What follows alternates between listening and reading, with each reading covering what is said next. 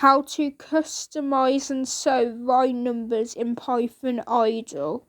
So first click on options, then on sew line numbers, and you can also hide them after you've sewed them if you don't want them. And on the configure idle option at the top, you can change the colour of the line numbers.